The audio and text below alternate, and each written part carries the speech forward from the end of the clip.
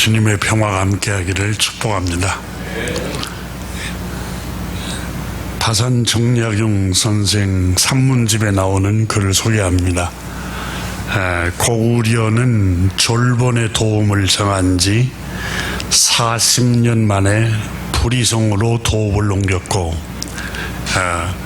아마 그 당시에 압록강 건너편 만주 쪽에 있는 그곳에 도읍이 있었던 것 같습니다. 그런데 부리성이라는 성으로 도읍을 옮겼고, 여기서 425년 동안 나라를 유지하였다. 이때는 군사력이 매우 강하여 국토를 널리 개척하였다. 한나라와 위나라 때 중국이 수차례 침략을 해왔으나 모두 물리쳤다. 장수왕 15년에 평양으로 도읍을 옮긴 뒤 239년 만에 멸망하였다. 비록 백성이 많고 물자가 풍부하며 성곽이 견고하였으나 끝내 소용이 없었다. 이는 무엇 때문일 것인가? 압록강 북쪽은 기후가 추운 데다가 땅이 몽고와 맞닿아 있어 당시에 몽고가 그 만주까지 다 지배했던 것 같습니다. 사람들이 모두 굳세고 용감하였다. 또한 강한 오랑캐들과 섞여 살아 항상 사방으로부터 침입을 받을 수 있기 때문에 방비를 매우 튼튼하게 하였다. 그런 까닭에 오래도록 나라를 유지할 수 있었다. 하지만 평양은 압록강과 청천강의 남쪽에 있으며 산천이 수려하고 풍속은 유연하다. 밖으로는 백암성, 계모성, 황성, 은성, 안시성 등으로 견고하고 큰 성과 진이 겹겹이 평양을 보호하며 앞뒤로 줄지어 있다. 그러니 평양 사람들에게 어찌 두려움이 있었겠는가? 안일하게 있었다는 걸 지적합니다. 고구려와 고연수라는 장수와 고혜진이 외적에게 항복했으나 문책하지 않았고, 영계소문이 군사를 동원하여 난을 일으켰으나 이를 금하지 않았다. 안시성, 성주, 양만춘이 일개 작은 성을 근거지로 당나라 100만 대군과 맞서 싸웠으나 상을 주지 않았다. 그것은 다름 아니라 평양을 믿었기 때문이다. 평양은 산으로 둘러 있어서 안전하다고 권력자들이 믿었다는 겁니다. 평양은 믿을 수 있는가? 요동성이 함락되면 백암성이 위태롭고, 백암성이 함락되면 안시성이 위태롭고, 안시성이 함락되면 애주가 위태롭고, 애주가 함락되면 살수가 위태롭다. 살수는 평양의 울타리나 마찬가지다. 입술이 없으면 이가 시리고 살갗이 벗겨지면 뼈가 드러나게 된다. 그런데도 평양을 믿을 수 있겠는가? 중국 역사를 보면 진나라, 송나라는 양자강 남쪽으로 도읍을 옮긴 뒤 천하를 잃었다. 우리 역사를 보면 고구려는 압록강 남쪽으로, 백제는 한강 남쪽으로 도읍을 옮긴 뒤 나라를 잃었다.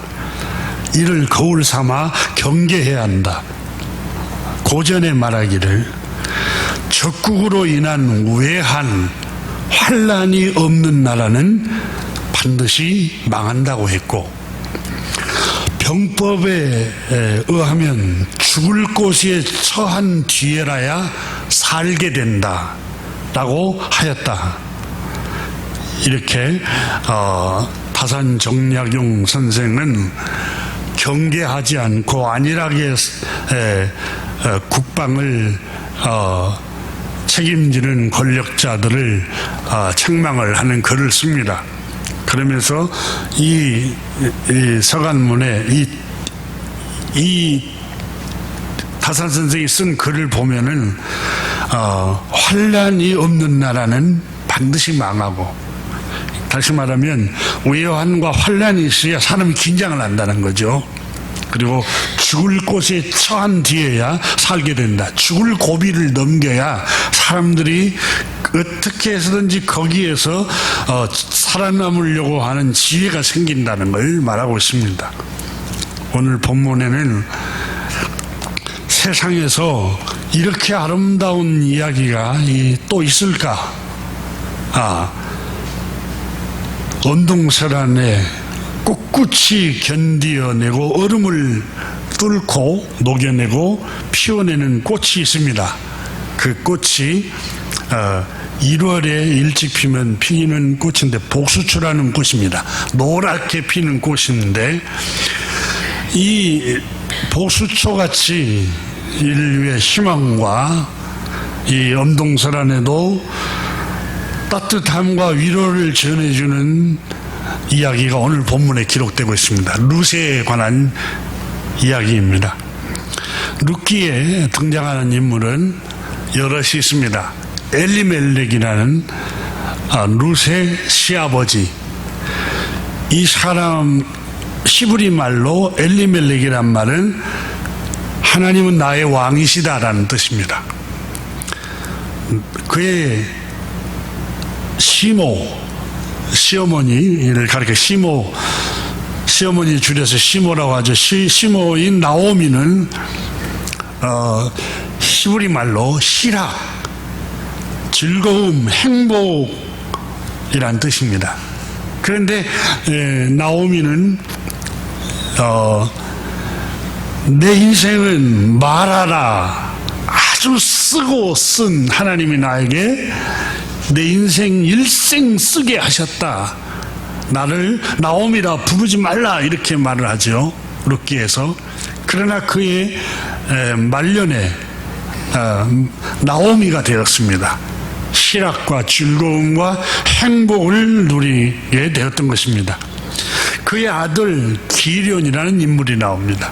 룻기에는 히브리 말로 상실, 허약자라는 뜻이고 둘째는 말론이라는 아들이 나옵니다. 연약한 자, 병약함이란 뜻을 지니고 있습니다. 그의 며느리 오르바라는 며느리가 나오는데 이 히브리 말로 오르바 고집쟁이라는 뜻입니다. 룻이라는 오늘 룻기의 주인공인 룻이라는 이 여인의 이름은 우정, 동반자, 아름다운 친구라는 뜻입니다. 여자친구.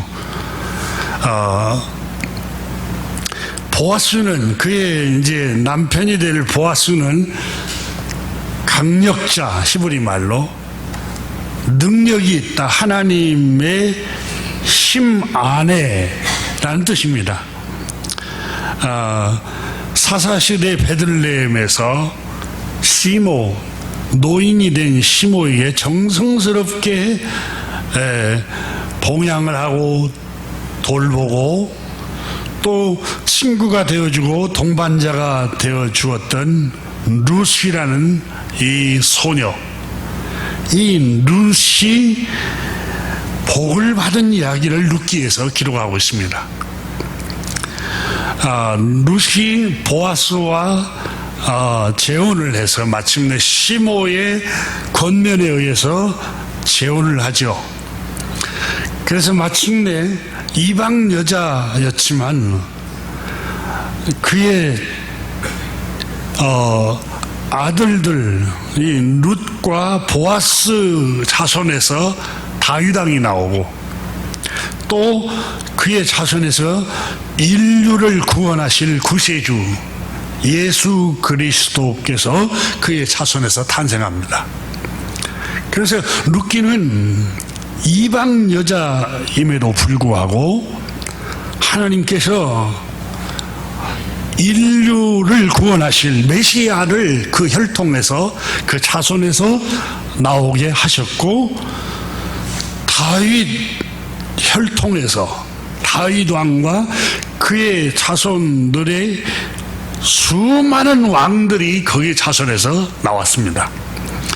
그래서 이 룻의 자손, 룻의 자식들, 룻의 자손이 잘된 얘기를 성경에서 기록을 하고 선포하고 있습니다. 룻이라는 이 소녀라는 이 모함 여인입니다. 이 모함 여자인 이 룻이라는 사람은 13절에 이렇게 말을 하고 있습니다. 여러분 한번 13절을 보십시오. 먼저 10절에 보면은 룻이 엎드려 얼굴을 땅에 대고 절하며 그에게 이르되 나는 이방 여인이거늘 당신이 어찌하여 내게 은혜를 베푸며 나를 돌보시나이까. 그러니까 나는 이방인에 불과합니다. 그러니까 유대인들은 이방인들을 개나 돼지처럼 멸시를 했습니다. 그래서 이 룻도 잘 알고 있었습니다. 나는 이방 여인이거늘 당신이 어찌하여 내게 은혜를 베푸십니까? 정죄하지 않고 멸시하지 않고 은혜를 베풀고 나를 돌보십니까? 라고 묻지요. 그리고 13절에 룻이 이렇게 고백하죠. 물론 보아스가 이렇게 대답을 합니다. 11절을 한번 보십시오. 보아스가 그에게 대답하여 이르되 내 남편이 죽은 후로 내가 시어머니에게 행한 모든 것과 내 부모와 고국을 떠나 전에 알지 못하던 백성에게로 온 일이 내게 분명히 알려졌느니라. 너의 노인이 된 힘없는 시모 시어머니에게 너가 행한 일을 내가 다 들었노라 이렇게 말합니다. 그리고 13절에서 룻이 이렇게 고백을 하죠. 내 주여, 13절 봅니다. 내가 당신에게 은혜를 입기를 원하나이다. 나는 당신의 하녀 중에 하나와도 같이 못하오나 당신이 이 하녀를 위로하고 마음을 기쁘게 하는 말씀을 하셨나이다. 하니라 그랬습니다. 그러니까 이 룻이 아주 겸손한 사람이었음을 봅니다.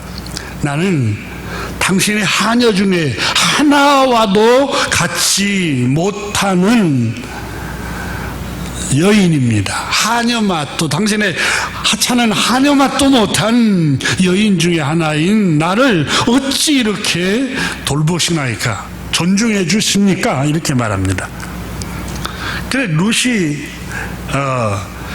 보아스에게 감동을 한 것 중에 하나가 13절에 뭐라고 말합니까?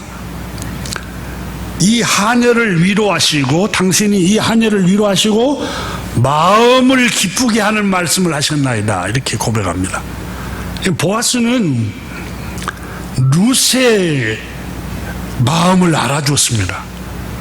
그러니까 룻이 행한 수고를 알아줬어요. 자, 시어머니가 나오미가 오늘 본문에 보면은 남편이 죽습니다. 하나님께서 일찍 데려가시죠. 그리고 두 아들이 있었습니다. 이 기련과 말론이라는 두 아들은 이름 그대로 조금 체질이 약했던 것 같아요.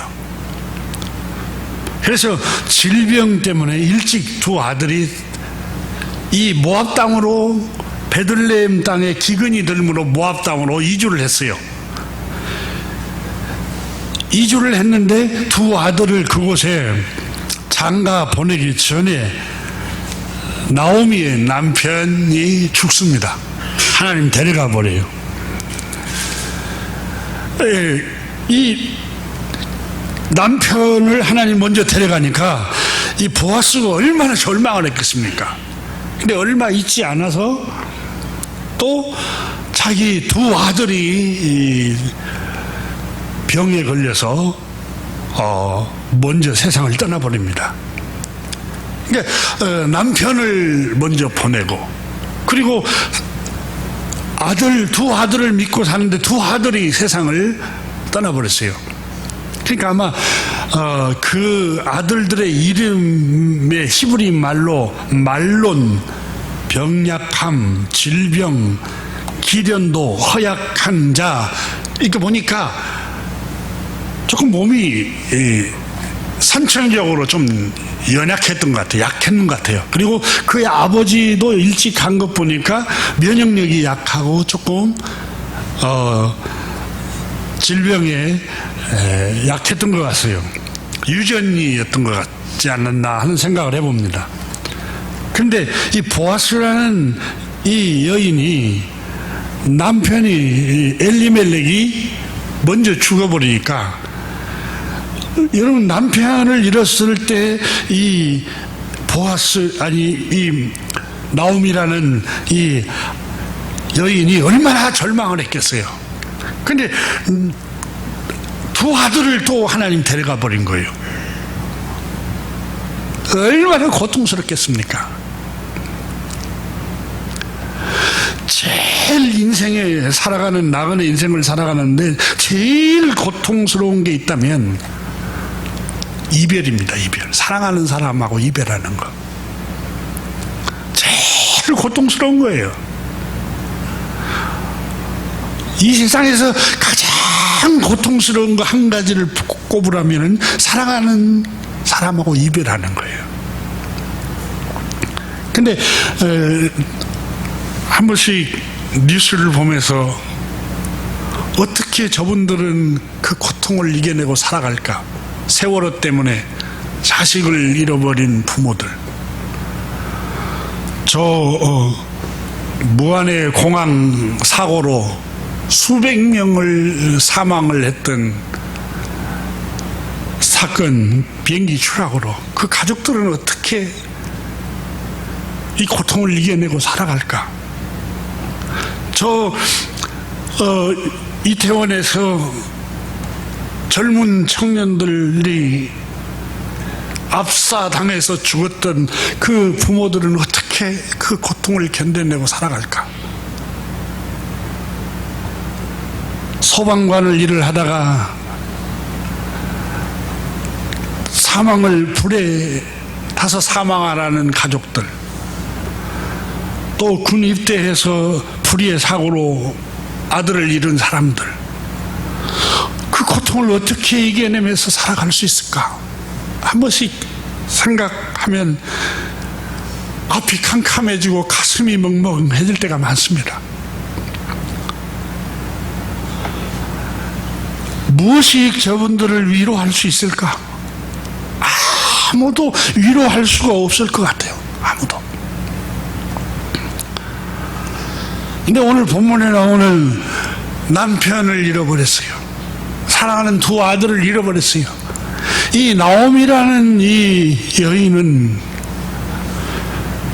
얼마나 큰 두려움, 불안, 우울감, 절망, 살고 싶겠습니까?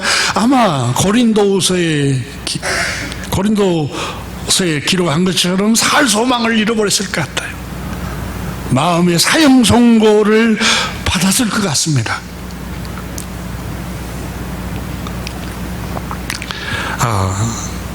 그런데 이 나오미를 살리고 나오미를 소생시키는 사람이 이방 여자 소녀 루시라는 이 소녀가 노인이 된 시모를 살려냅니다.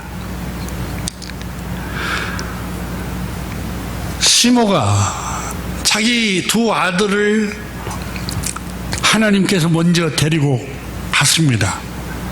모압 땅에 정착한 지 10년째 됐을 때요. 그때 결혼을 시켰는데 얼마 되지 않아 두 아들을 하나님께서 데려가 버리니까 시어머니가 자기의 아픔, 자기 고통, 자기도 마음이 슬픈데 며느리를 걱정합니다. 두 며느리를 걱정을 해요. 시어머니가. 내가 마음이 너무 아프다. 너의 남편들을 잃었으니 내가 너무 마음이 아프고 고통스럽다. 너희들 어떻게 이걸 견뎌내겠느냐. 너희가 아직 젊은 청년 소녀이므로 너의 친정집으로 돌아가거라. 그래서 거기서 좋은 청년을 만나서 재가를 해라. 인생은 짧기도 하지만 너에게는 너무 긴 세월이다. 이 긴 세월에 어떻게 외롭게 혼자 지낼 수 있겠느냐. 그러니 좋은 동반자를 만나서 새 가정을 이루어서 자식을 낳고 오손도손 살거라. 이렇게 두 며느리에게 말을 합니다. 근데 욥기 1장에 보면은 한 며느리는 어머니의 말씀을 듣고 이제 떠나버립니다. 그런데 룻이라는 이 며느리는 떠나질 않습니다. 룻은 생각했어요. 그 어린 소녀가 남편을 잃었던 이 아픔, 이 고통, 이 슬픔, 이 좌절과 절망이 큰데 시몬은 자기 남편을 잃었을 뿐만 아니라 눈에 넣어도 아프지 않은 자식을 한 명도 아니고 둘을 먼저 또 세상을 떠나고 죽었으니 이 시모의 마음은 얼마나 고통스러울까. 그런 생각을 했었음이 분명합니다. 하지만 이 룻에게는 이런 갈등이 있었을 겁니다. 그래, 앞으로 살 날이 한창인데, 아직 30대도 아닌데 재가를 해서 친정으로 가서 나도 내 갈 길 가야 하지 않을까? 이런 생각이 스치지 않았을까요? 사람이니까 스쳤을 것 같아요. 그런데 오늘 우리가 읽은 이 룻기에 나오는 말씀에는 룻이 1장에서 이렇게 고백합니다. 시어머니가 강권하자. 자, 15절에 보면은 나오미가 며느리에게 이르되 내 동서는 그의 백성과 그의 신들에게로 돌아갔나니 너도 너의 동서를 따라 돌아가라. 동서를 따라서 너도 친정집으로 가서 새 가정을 이루어서 살아가거라. 그러니까 롯이 어머니 나오미에게 이렇게 말합니다. 여러분 16절을 한번 1장 16절을 보십시오. 룻이 이르되 내게 어머니를 떠나며 어머니를 따르지 말고 돌아가라. 강권하지 마옵소서. 어머니께서 가시는 곳에 나도 가고 어머니께서 머무시는 곳에 나도 머물겠나이다. 어머니의 백성이 나의 백성이 되고 어머니의 하나님이 나의 하나님이 되시리니. 17절 보세요. 어머니께서 죽으시는 곳에서 나도 죽어 거기 묻힐 것이라. 기가 막힌 이 나오미의 상처를 치료하는 말을 합니다. 어머니가 머문 곳에 내가 거기에 머물 것이며 어머니가 묻힐 곳에 나도 거기에 그 땅에서 묻힐 것입니다. 나는 어머니와 일생 동반자가 될 거고 어머니와 함께 할 거고 어머니를 떠나지 않을 거고 어머니의 친구가 내가 되어줄 것입니다. 이렇게 말하고 있습니다. 여러분, 이 룻이라는 이 여인의 혈통에서 왕들이, 그의 자손들에게서 왕들이 유다의 임금들이 나오고 다윗 왕이 나오고 그리고 거기에서 인류가 지금 추앙하고 예배하고 경배하고 있는 우리 주 예수 그리스도가 그분의 혈통에서 그의 자녀에게서 탄생이 났어요. 이 룻기는 무엇을 우리에게 말씀하고 있을까요? 이 주님의 마음을 품고 인생에 있어서 상처받은 영혼들의 동반자가 되어주는 사람들의 하나님이 어떻게 은혜를 베푸시고 어떻게 그 사람들에게 축복을 내리신가를 룻기서를 통해서 성경이 선포하고 있어요.